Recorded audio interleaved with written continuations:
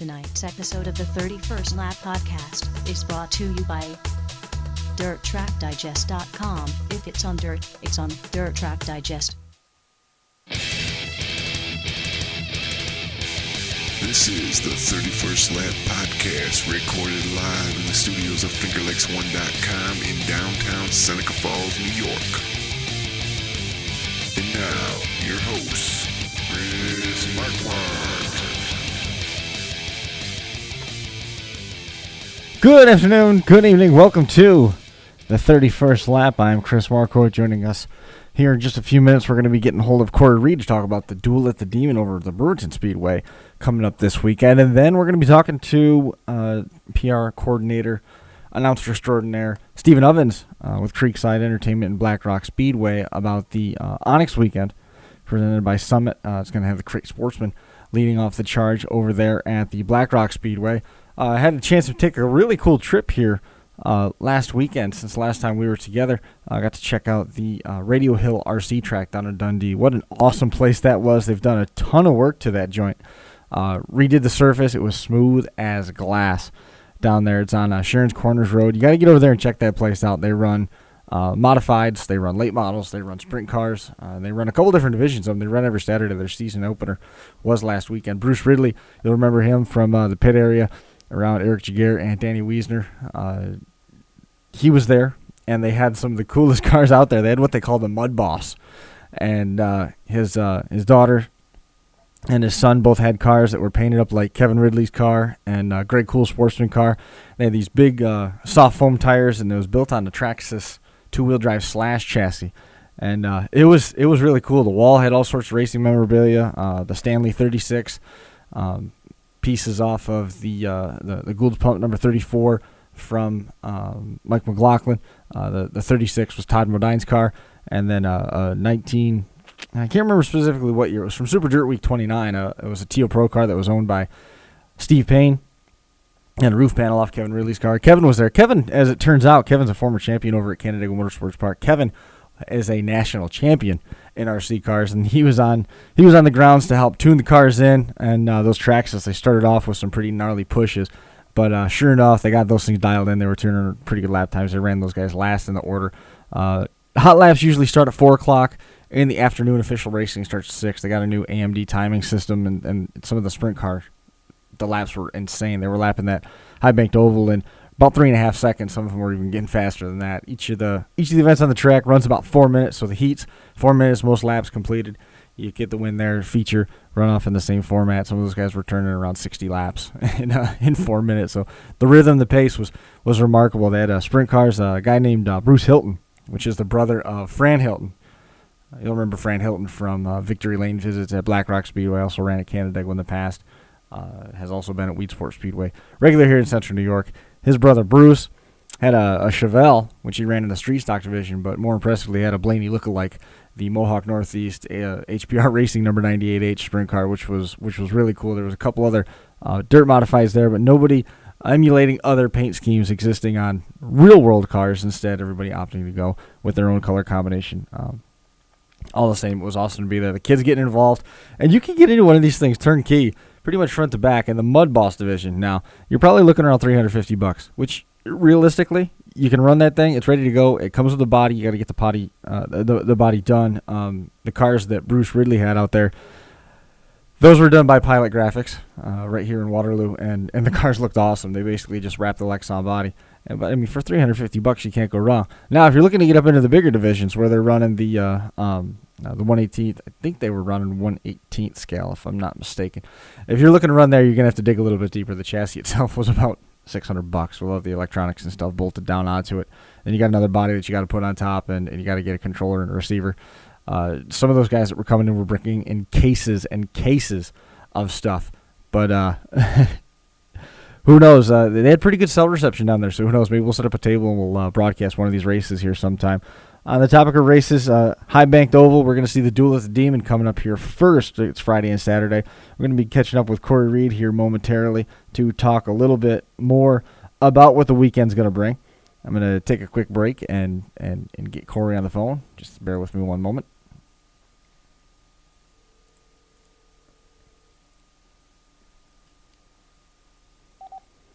Hi, this is Cory. Hey, Corey, it's Chris. Can I put you in? Yeah. All right. So we've got Cory Reed joining us. Cory, man, welcome to the show. Hey, how you doing, Chris? Nice to be on. Hey, welcome. Welcome. You guys got a big weekend on deck here over there at Brewerton Speedway. Yeah, we got the Duel of the Demon, our first foray into this 2-day weekend thing at Brewerton. So we're going in here hoping we can reach some success and have some fun and offer some good racing. So we're looking forward to it. How difficult is it to put on a 2-day race weekend? I mean, you've been involved with the Outlaw 200 weekend now for a while, and you've been parts of other events that have overlapped multiple days. So I want to believe that you can pretty much do this kind of thing in your sleep now. But to bring an event for the first time to someplace like Brewerton where you haven't done it yet to really get a feel for the logistics, how much planning goes into it? How difficult is it to pull off? It's not that hard, except for just really it's detailing the. Really to laying out the early part of the deal, making sure the calendar's open enough, at least in the particular classes that you need to run. And that's really it. And I mean, that's the biggest thing. And it's hard.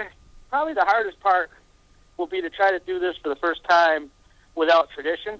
It's hard to do an event, a more than one day event, without it being a traditional deal. And that, you tend to have fans that you hope to get a whole bunch of travelers and campers and people to come in and make up your 2-day crowd. Right. Because it's hard to get your weekly crowd to necessarily be able to participate 2 nights. So that's probably the biggest challenge. But as far as the logistics and stuff, it's pretty easy. You just schedule it, and hopefully we make out okay this year, and hopefully it builds us a building block for next year. So Friday's card, that's the Universal Metalworks presenting the modifieds, 50 laps. The distance for those guys, 3,000 to win, 1,000 to win. Upstate Sportsman Alliance, Industrial Tire, Central New York Sportsman Shootout Qualifier, 7:30 the start time there. Saturday, McDonald's presents the 100-lap Modified Super DIRTcar Series. Sportsman Mod Lights also on the card, 7:30 the start time. You got the modifieds running both nights. I mean, that's certainly some incentive because you got a chance of making one stop after you drag your car there and you get 2 runs out of it. Well, that's really what the objective was of the deal, was give the big block. Really, the whole idea came about because we said, you know what, we just don't have. We have a big season under at Brewerton with the Hurricane 100 for the crowd, but we don't really have it for our regular, really strong big block field. And as everybody knows, we have arguably one of the better, if not best, big block fields around on a weekly basis. And so we felt we needed to give something to those guys, those teams that support us week in and week out, give them a big showcase event at the end, because the Hurricane really, it's a lot more travelers and folks from the outside that come support that more than anything else. So that was really how it got developed, and we decided, let's give them a night, let's give them 2 nights. We'll let them run Friday night as like a prelim night, and come back Saturday with the big tour show. So they get plenty of laps on the track. If for outsiders, they can come in and get used to the track on Friday, and either treat it as a hot lap or a race, depending on how they want to treat it, and let them get in, get parked, then they're comfortable for the weekend. So that's really why we did it, as much as anything else. We could have just done practice and whatever, but we're going to showcase our big blocks and showcase the Northeast biggest class, or most popular class. Let's might as well really showcase them. So that's what we did. I'm a big fan of the 2-race weekend. I mean, I think it's the way to go. You're seeing this happen more and more on the national level, and if it's working at that level, it's been working like that for a while. Especially when you look at all the events they have the night before, the prelude, or whatever you care to call it, the night before. But that's exactly the mindset that so many of these places go in with. Is the first night is some incentive for everybody else to come in and test it. Check it out, see what it's like. And I think that your timing of this is pretty cool, too, because you're only a stone's throw away from Outlaw 200 weekend. Yeah, I mean, that's I don't. There was some debate on that, whether it'd be helpful for us or hurtful for us. As you know, probably a good portion of teams will be the same at each track. There'll be obviously more, I'm sure, at the Outlaw, but anybody that's at Brewer are more than likely to be at the Outlaw. So, excuse me. But But ultimately it came down to just the center part of the month, middle part of the month. There wasn't a lot of big block races scheduled last year. We felt that the window was there for us to try to do something to support our fans and our teams, and that's really why we did it. And we think it's going to turn out pretty good. Well, how could it? Excuse me, I got a little cough here. How could it not turn out good? I mean, you've got the Super DIRTcar Series on the backside of it, which is automatically to draw people, and for anybody who's gone to a Super DIRTcar Series race, the roster of that, half the cars there you can see race on a Friday night, any given night of the regular season over Brewerton. Well, then we give them 100 laps instead of 35. Right. So we've got a good list of outsiders coming in, and above and beyond the series regulars. Obviously, we do have about 50% or 60% of the series regulars weekly, but you're going to see Brett Hearn, and you're going to see Danny Johnson doesn't race there weekly. Tim Fuller, a whole Gary Tompkins, a whole list of guys that don't run, very, very rarely run Brewerton. And so that's really the draw of this deal, and give them 100 laps on one of the more competitive tracks in the Northeast. So should be really, really excellent. We're real excited about it, and we hope all the teams are too. It seems like the weather's been rounded into form for you pretty well for it. The nights have been staying nice and cool. We haven't been blistering hot during the day. The track always is in great shape over there. Anyway, how's that going to hold up? It should be good. Yeah, we Eric Fink's out there right now watering, so we should be good to go, and hopefully it. He's done a great job this year. Eric Fink putting the track in all year long, and we've especially towards the end of this year, I think we've had some phenomenal races. Watching guys come through the pack, we got a lot of guys starting up front that the rabbits that'll run away for a while, and then a couple of the heavies will catch them, and it's just the track's a lot of room to race, and it's been really great features the last month and a half. So really happy about that. We look forward to hopefully the same thing Friday and Saturday this week. So. Well, it seems like every time we get at least it looks that way. Every time we get a press release from Brewerton, it was somebody passing somebody on the last lap, or somebody winning at the line by less than a quarter of a second, or somebody rallied from 21st in the field and came away with a win, but they took the lead on the final corner. The racing program out there, in addition to having a remarkable field and some of the top caliber drivers in New York, you've also had some remarkably entertaining finishes. It's funny because kind of our whole season, you could probably count the number of yellows in a modified feature. There's probably no more than a couple dozen the entire season at the most. Right. Yet, unfortunately, it seems like everybody thinks back to one or two really big wrecks that we had, but really, it's a guy like Jimmy Phelps, Matt, or Larry White or Billy Decker. The guy is really coming from deep in the field. They've had a lot of weeks that they've had no cautions to work with, and they've had to come back up through there. That's what makes some of those guys so remarkable, is that they are able to do that, come through the field without the aid of a yellow or maybe one early one, and it takes them 35 laps to get there. But boy, all of a sudden Matt Shepard's there right at the end, and or Billy's right there at the end, or Jimmy, and or whoever it may be, and it's just we've had some awesome races like that, and without the aid of a yellow, it can be hard sledding trying to get up there to compete. So we have some good runners in that field. So. Matt Shepard, the Brewerton Speedway Track Championship yet again this year. He's leading the Super DIRTcar Series points, multi-time tour champion there. Jimmy Phelps, it came right down to the wire. Matt winning with the title by only 10 points over his teammate. Jimmy Phelps right there in the hunt, in the thick of the fight on the Super DIRTcar Series. Billy Decker, the track champion over at Fulton Speedway. He's gotten really hot here at the end of the year. A lot of your locals certainly topping the list of favorites here going into this weekend. Yeah, I would think that you'd have to really put your money on one of our locals. I would think if you were a betting man, and cause certainly obviously a good portion of them are series regulars anyway. But definitely formidable guys, and hopefully we'll see some of our weekly guys that we're doing this race for. Hopefully we see them do real well. That's part of why we're doing it. So give them a good payday at the end of the year. Tell me a little bit about this Sportsman campaign. I mean, this the 1,000 to Win show that's coming up on Friday, tomorrow night, is one of the Upstate Sportsman Allied Industrial Tire of Central New York Sportsman Shootout qualifiers. So the winner of this not only pockets $1,000, but they also get a guaranteed start in the Sportsman program at Outlaw 200 Weekend. Yes, that's correct. We started this 5-track alliance between Utica Rome and Fulton, Brewerton, Weedsport, and of course Canandaigua. And so we've had this, the weekly points, and now, and a series of more lucrative and more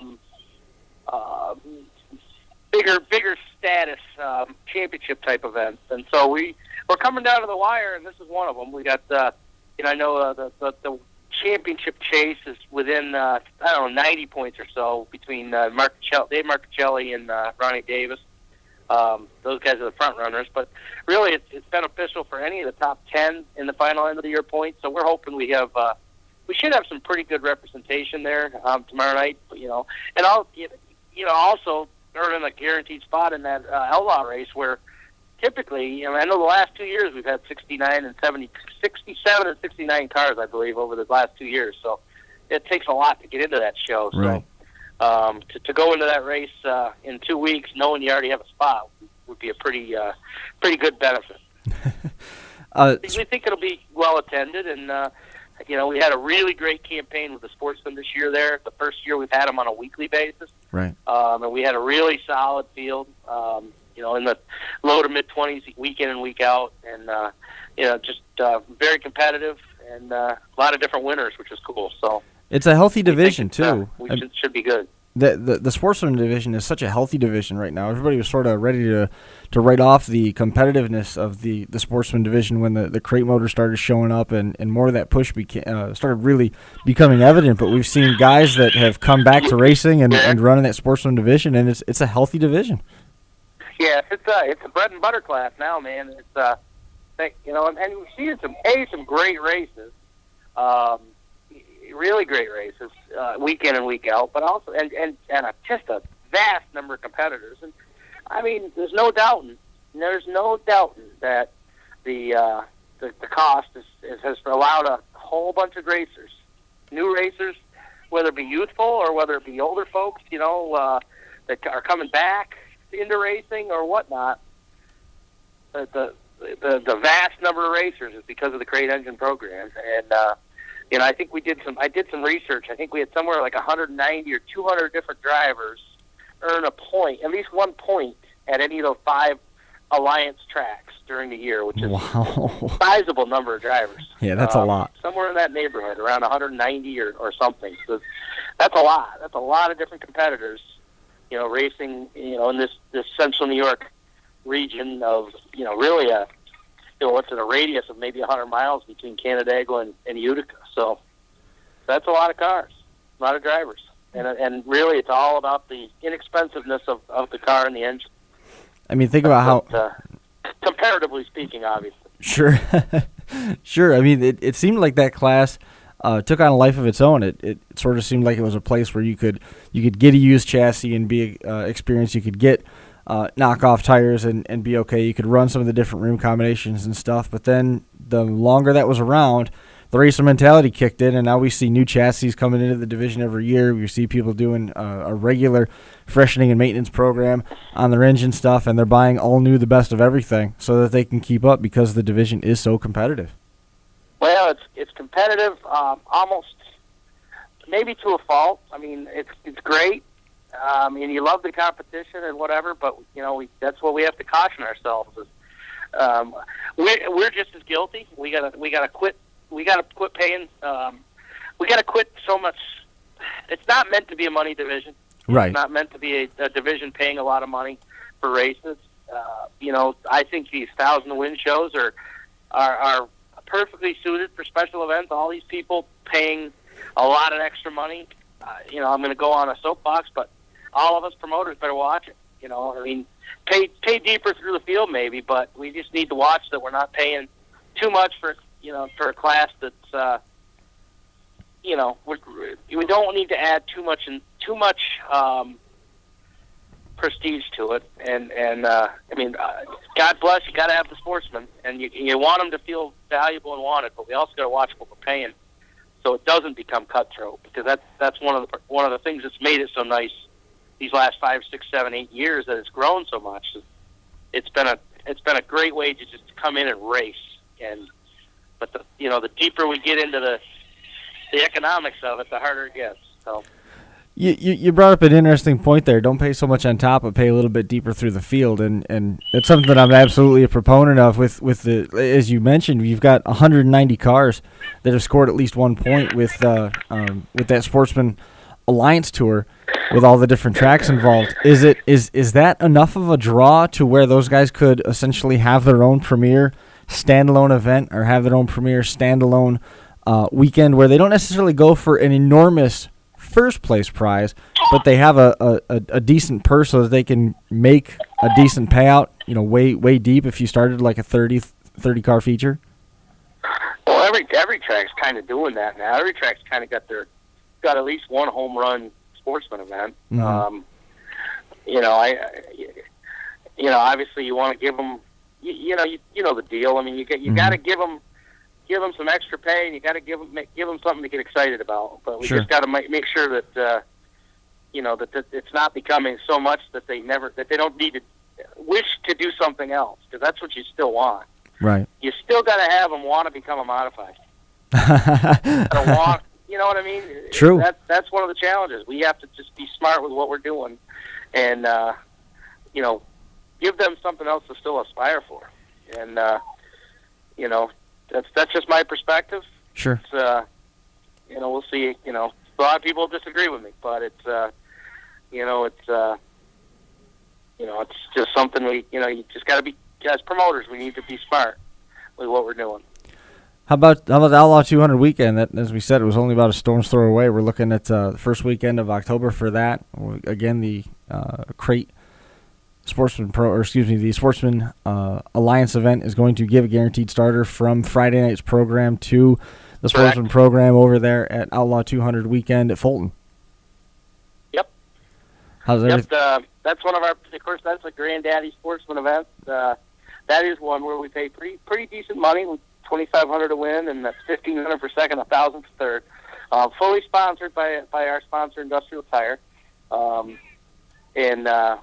so it's a very, very well attended event, very popular event. Fulton, the nice part about Fulton is it's so wide, plenty of room to race, and a lot of people love to come there for that event. It's a very popular event, and and I just think it's the ease of racing there. I think is a lot of it, and even on a weekly basis, we've been averaging 30, 35 sportsmen each of the last couple of years, and then awesome. Another 10 or 12 in the novice class, 10 to 15 even. So it's become a real hotbed for sportsman racing. If nobody's ever been to Fulton, and most of the people that take the 31st lap in, they've been to Fulton before. But if on the off chance you haven't been to Fulton before, I've seen you guys start over 40 cars in a feature there, and it's not an issue. Nah, not for the 200. Once they, on a weekly basis, I don't think I'd want to. Oh no, I agree with that. I'm talking about the big on event. A 200 lapper when it gets wide and hopefully wide and slick. And last year, of course, we didn't because it rained all day, and we got the show in because we had to, and it ended up being more of a Saturday night hammer down racetrack, which is not typically what the LLOT 200 is. So right. We're hoping. Hopefully we can get back to having the days like we really need, which is a nice sunny day and a lot of racing on it. Get that track nice, wide and slick, and they'll be running around the top, bottom, middle, anywhere in between, and that's typically what the Outlaw is. So that's our hope again for this year. We're looking forward to it. Couple of big weekends. Any plans for Super Dirt Week? I know we've got the Hurricane 100 rounding out the Brewerton season during Super Dirt Week. Yep, we look forward to that one. This year actually is different. We actually added the DIRTcar Sportsman Tour to the event, so we actually have a mirror show with the mirror show to what Wii Sport has. It's going to be the exact same show for ease of what these guys have now as far as Weed Sport will have the small blocks and the Sportsman on Wednesday night. We'll have it the very next night, so it's convenient for those guys to do both shows back to back, and it'll work out really well for us. So we're looking forward to having that added to our to the deal. So any bittersweet thoughts on? So we're excited about it. Any bittersweet thoughts on Super? I'm at a high school soccer game in which my team just scored a tying goal with 15 seconds to go, so we're pretty excited about that. That's awesome. Sorry about that. No. I managed to talk and watch the game at the same time, but I somehow managed to do that. No problem. If you want, we can wrap this thing up so you can get back to it. Well, we're about ready to go to overtime, it looks like. So, but I'm okay. We're Okay. going to wrap up here in just a minute. But whatever you got to talk about, Chris. Well, I just wanted to get your thoughts on Super Dirt Week. I mean, again, we've documented pretty well that this is beginning to take the form of the last Super Dirt Week as we know it. Any thoughts from you, having been in and around racing for so long, on what could be next on the backside of Super Dirt Week's departure from Syracuse? First of all, it's an absolute horrible decision by the state of New York, but just to go on record, it's I've known it was coming for years and years and years, and I mean I knew for the last 2 years that it was probably going to happen this year, but it doesn't defeat the fact that it sucks. And sure. But on the flip side, I think hopefully it opens us up to something new. And but now the problem is they got to build it, and it's going to be whether it be building Glenn Donnelly's facility or, which let's hope that happens. I mean, we're all really hoping that comes about. It's we're right there next door every day. They're moving a lot of dirt, so let's hope it's going to happen. But if not, they got to we'll move on to something else, and I don't know what that is, but. We need to build a new tradition. So in terms of Brewerton Speedway, with Glenn building the track next door, that's something that's it's open arms. You guys are going to be happy to coexist. It'll be great for the community. It'll be great for Brewerton Speedway. It's great for motor racing. That's what you have to have. You do have to have a home run. Every sport has one. Right. Has the Super Bowl and of racing, and with the loss of the mile, there's got to be a new site for the Super Bowl, and I know what Dirt's agonizing over right now is what to do. And I'm sure they don't have a decision yet. I'm sure of it, but they're going to need to here at some point, and it's a challenge. There's no doubt about it. But I'm hoping Glenn's deal is able to come together, or they are able to find a suitable alternative location, for the event. But if not, I think you'll have to start looking towards some sort of a different concept, because it's going to be really hard if it's not in Central New York. It's going to be really hard if it's not at a very unique facility. Mm-hmm. A track that is unusual in the sense that they don't race on it all the time, or or doesn't have the right number of seats or the campers. It's got to be something, someplace really special. And that's the challenge that they're going to have if, for instance, Glenn's facility isn't able to be built or whatnot. But I do believe that, I think eventually that place will definitely be hosting Super Dirt Week. I really do believe it. I'm intrigued by the idea of Oswego. I mean, the conversation that's come up is putting a layer of clay down on Oswego Speedway, which I think that would be spectacular to see. Even if it's only once, I think that would draw people just as much as the last Super Dirt Week's drawing attention. Well, I think it's a cool concept. I mean, Oswego's that one track that really has a ton of aura. Yep. You think of some of the names and the folks that have been on it, and raced there and won there and participated there. Plus, it's got lots of suites and lots of seats, and so there's a lot of good to it. There's also logistically, it will never be the same as Syracuse, but at least it would have that. It might have that at least for a year or two, but they get a lot of work to do to try to make that happen too. Yeah. I mean, it's a daunting task to try to do some of the things they're going to try to do there if they have to try to pull it off. But it would be that one place that in Central New York that would be unique to every racer. That not many people will have turned laps there, and at least on a dirt car, on a dirt surface there. So it would certainly be a level playing field. So I don't know. It's only Tom Deary and Brian Carter and Jeff and the boys at Dirt probably are the only ones that really know exactly what they're going to do at this point. But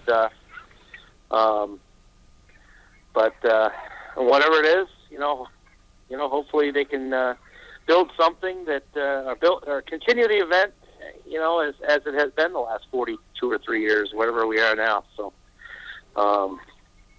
let's hope. I agree with that. Everybody's just sort of in a wait-and-see mode right now. I anticipate probably some pretty major announcements during Super Dirt Week. They always unveil something big during Media Day over there at Super Dirt Week at the mile. So I'm sure they're not going to disappoint this year. No, I'm sure it's going to be right there. I'm sure they have to, just simply because so much of their winter and their preparation is done right starting with the existing year's event. So there has to be some semblance of announcement, I'm sure, and I'm sure they will, and I'm sure they're prepared to bite the bullet one way or the other. So, but God, let's hope it comes together and the tradition can continue as strong as it's been the last 42 or 3 years. So we got plenty of tradition that's on deck here in the next couple of weeks with the Outlaw 200 weekend and the Hurricane 100 weekend and Duel at the Demon on deck tomorrow and Saturday, the start of something else big over there at Brewerton Speedway. But before I let you go, the most pressing question probably that I've got for you is, how's the golf game? Awesome, actually. I'm not even gonna lie. I had my best season yet. That's awesome. Did you get that? I've been telling everybody, and at this point I got about 6 years, I think, till I can join the senior tour. So that's kind of, I think you've got to be 50 to join the senior tour, I think. So I'm getting closer. So this is all my prep work to get ready for that. It's rounding into form. Rounding into form. What'd you say? I said everything's rounding into form. Yeah, exactly, including my belly, but that's all right. Whoa, it's not where I was going with that. Oh no. Hey, I'm not afraid to lay credit where credit's due. You know how it is. Anyway, appreciate you having me on. Definitely. Brewerton Speedway, BrewertonSpeedway.com. Go check it out. Duel at the Demon weekend coming up here this Friday. The Universal Metalworks presenting modifieds, 50 laps the distance for those guys, 3,000 to win, plus 1,000 to win. Upstate Sportsman, Allied Industrial Tire of Central New York, Sportsman Shootout Qualifier, 7:30 the start time. September the 19th, McDonald's presenting the 100-lap Modified Super Dirt Car Series. Sportsman Mod Lights also on the card. Start time, 7:30. Additional details, BrewertonSpeedway.com. Cory, man, thanks for coming on the show, and I look forward to catching up with you here soon. All right, sounds good. Appreciate you having me. No problem. Enjoy that soccer game. All right, we'll do. We'll see you later. There goes Cory Reed from Brewerton Speedway. Now we're going to shift gears, and we talked about the sportsman cars having the opportunity to take center stage, and they're going to be able to do just that here this weekend over at the Black Rock Speedway. So bear with me just one moment, and we'll get Stephen Ovens on the phone.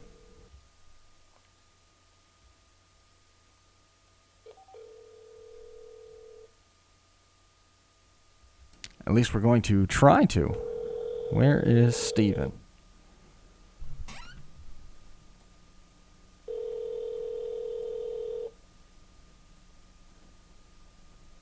Hello? Hey, man, can I put you in? Yep.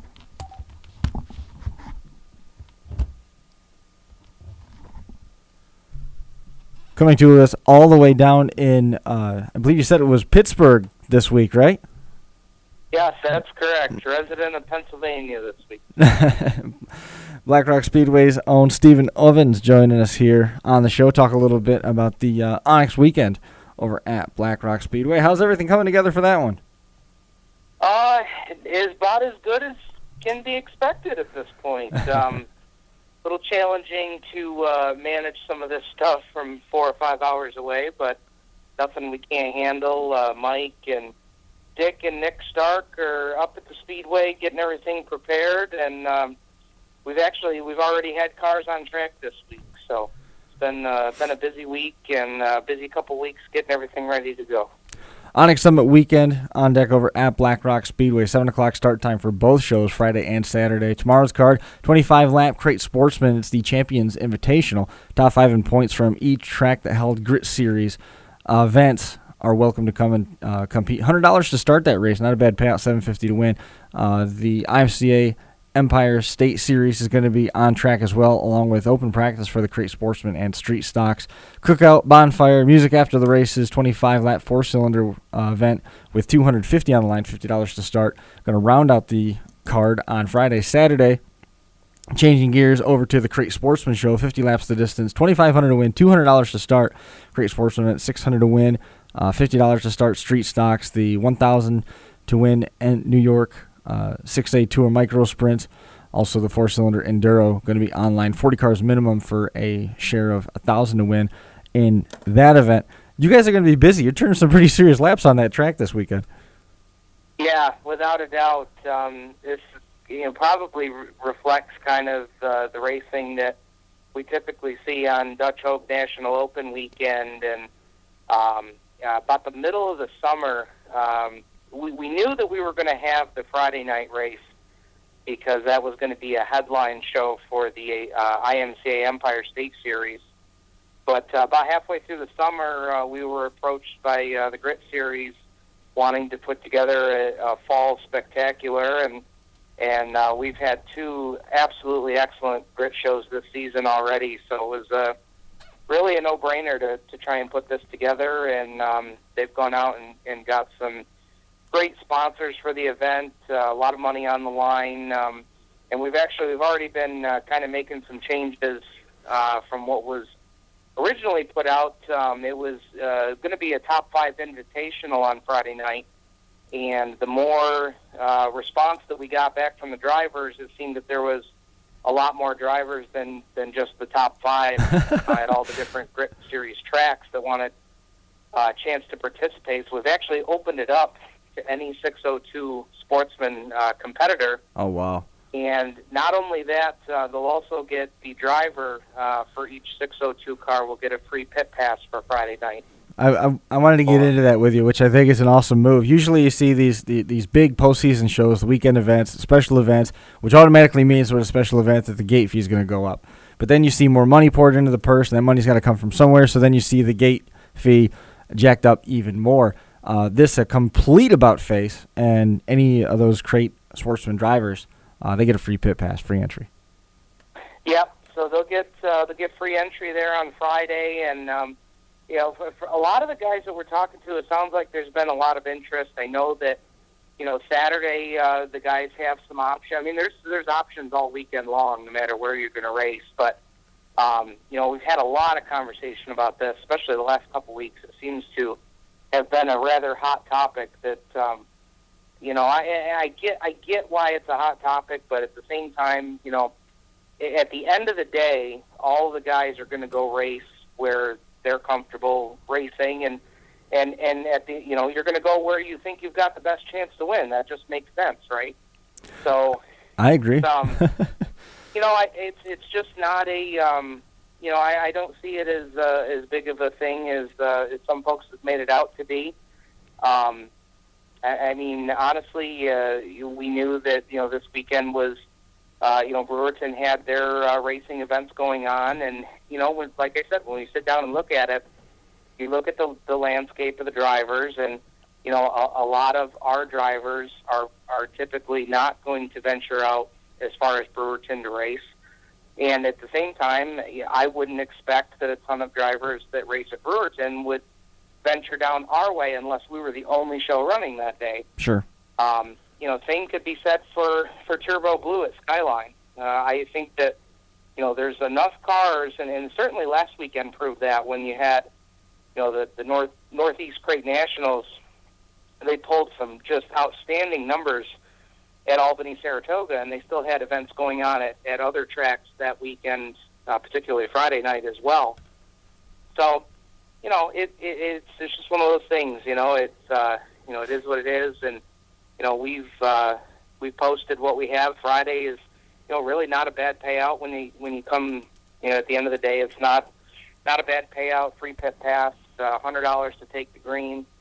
Of course, Saturday's the big daddy of the weekend, and I know now that Thunder Mountain had their rain out last week, so their point guys will be certainly going to Thunder Mountain to close out point championships and secure their spots and points. But I really, from all the folks that we talked to and folks that are making their plans to come down and camp for the whole weekend, I mean, above the racing, this is just going to be a fun weekend.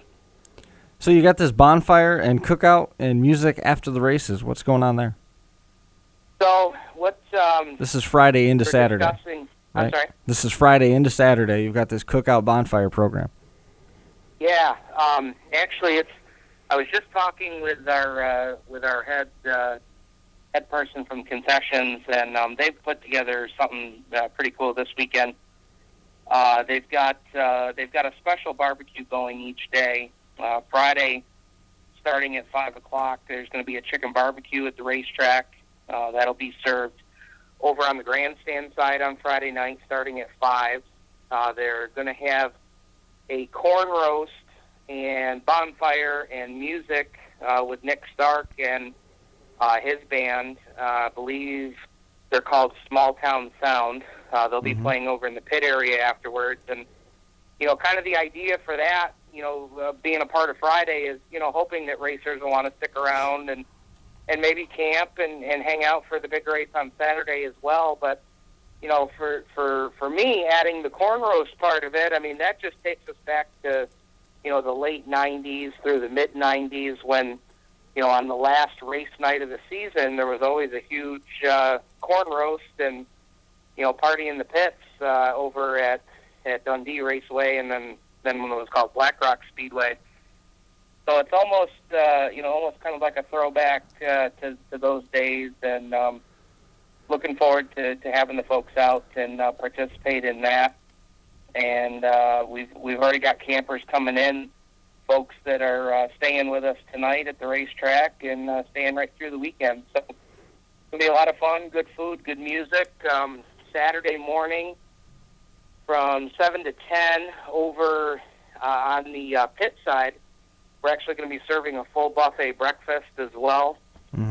So from 7 to 10, it's all-you-can-eat pancake breakfast. They've got eggs, meat, toast, coffee, all the breakfast fixings over there. So if you're coming to camp with us this weekend, don't worry about bringing too much food in the cooler.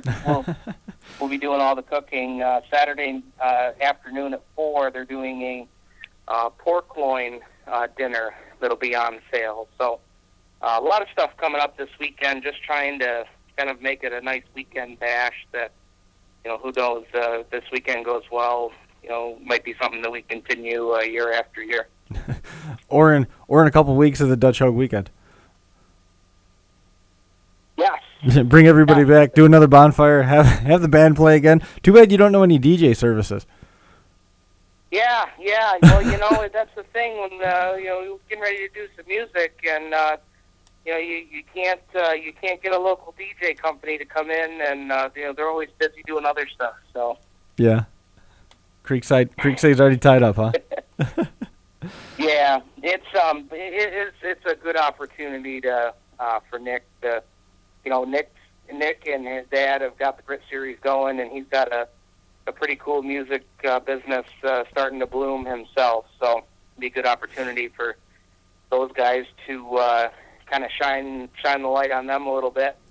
And he's actually doing some music at during the cocktail hour of my wedding here in about a month. So I'm looking forward to it, just to it's kind of a dress rehearsal for the big day in October. True. It's very true. One toe, you get a chance to run twice. If you make both features and you finish last, you're still taking home $300. It's the Onyx Summit Weekend 2015 Rock Speedway. Friday night, 7 o'clock start time, 25-lap Crate Sportsman, $750 to win, $100 to start. IMC Empire State Series presented by M&O Auto Sales. 4 cylinders, $250 to win, $50 to start them, 25 laps. Open practice for the Crate Sportsman, Street Stocks, Cookout Bonfire, and Nick Stark with Small Town Sound on Friday night. Saturday, we open up with breakfast for everybody that's in the pits. The 50-lap, $2,500 to win.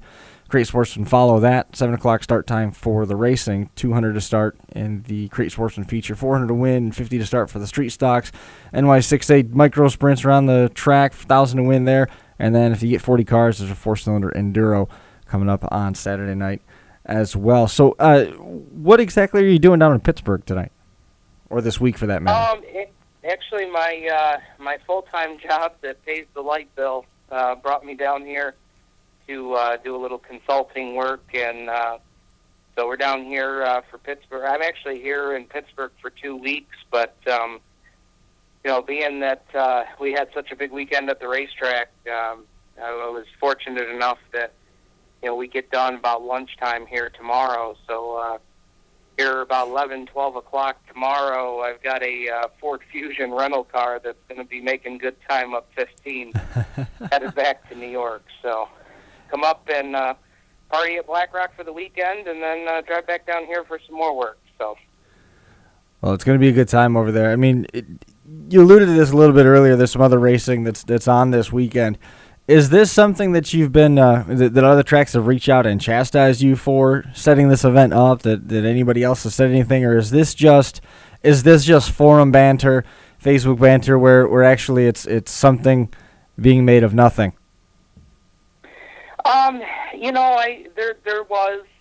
There was some banter, not so much, and I know this will surprise a lot of people, but not so much forum banter as it was, from one of the tracks that's pretty close to us in location. Okay. I know that you had Cory on, talking to Cory, and again, I've had Cory, as a guest before and talked racing and always had a great relationship there. So, we kind of knew that wasn't going to be. I mean, and the other thing too is you're kind of pulling, from the Upstate Sportsman Alliance crowd up there. So I mean, There was never anything there, but had a couple of folks that I guess just the fact that we picked to go on that weekend did ruffle some feathers to our east a little bit, and it's. I think that at the end of the day that it comes down to, Mike Jackson had an opportunity to promote a big event. And, when you have, folks like the Starks from the Grit Series who, typically their events, they make them as big as they can, and they work really hard getting sponsorships. And, when you get that kind of opportunity laid at your doorstep, as a racetrack promoter, I don't know how you turn that down. Sure. And, the track that, it gave us some grief about it, at the end of the day, there was an opportunity for this event to actually take place there. So, I know that, there was maybe some hurt feelings and things of that nature. But again, like I said, when you're a promoter and you have an opportunity to pair up with a great series and some folks that promotionally do some really great things for the racers and for the tracks that host the events, that's just a no-brainer.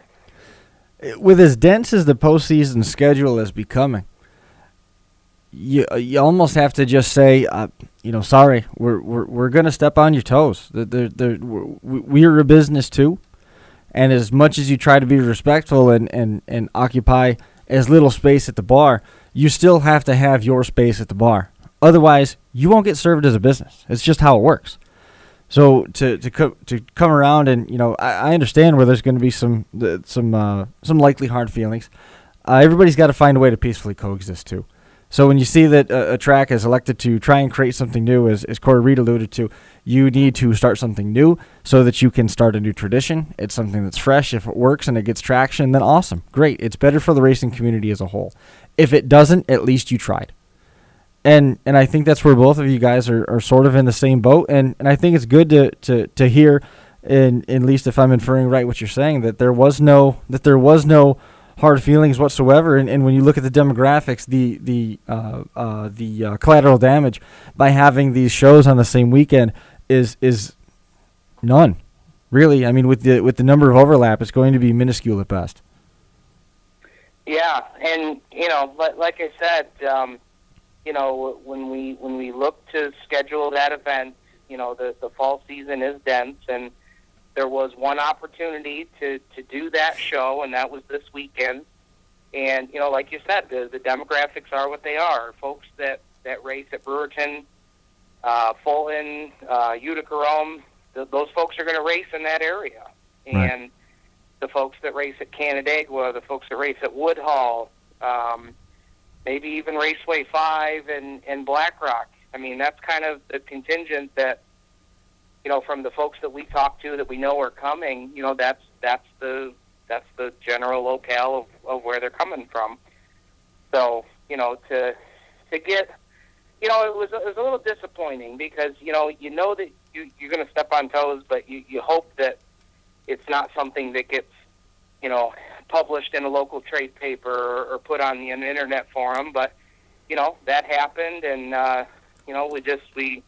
we take it as it is, and we're looking forward to our event, and, I guess that's about as far as you can take it. The demographics are what they are, and, when you have a sponsor like Supergen Products and Champion Power Equipment that has been such a huge motorsports supporter in our area, when they want to come on board and help you put on this big event, this is all for our 602 sportsman racers that support us all year long.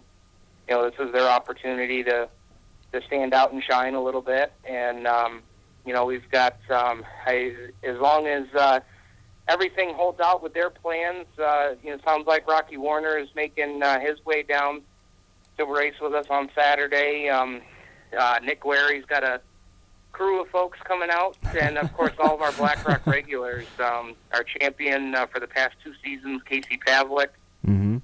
and the winner of our last grit race back in August, Steve Gray, is going to be a guy to contend with too. So No doubt. it's going to be some stout competition.